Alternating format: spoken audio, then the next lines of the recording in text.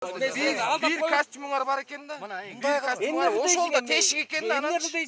Ошол да тешик байка. Түптүн күрмөнтү айылы 2 февраль издөөчтөрдүн экинчи күнү мына ушундай кыйкырык ызы чуу менен коштолду. Жоголгон тургундардын жакындары, айылдаштары өзгөчө кырдаалдар министрлигинин куткаруучуларынын аракети суз экенин, ал тургай шаймандары жоктугун айтып нааразы болуп турушту.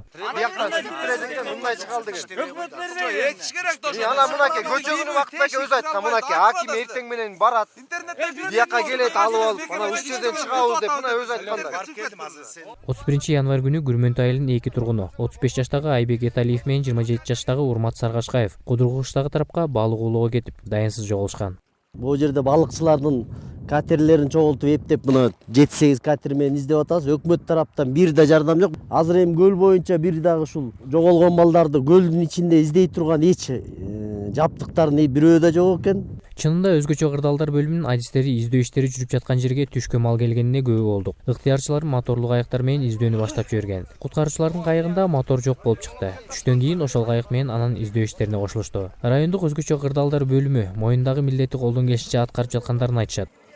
Куткаруучулар жана суучулар келип, алар 1-2 жолу суунун ичине кирип көрүп, жыйынтык чыга алган жок да. Куткаруучулардын айтымында балыкчылардын сууга чөгүшү бул аймакта алгач ирет болуп жаткан жок. Буга чейинки кырсыктардан тыянак чыгаргандар аз дешет адистер.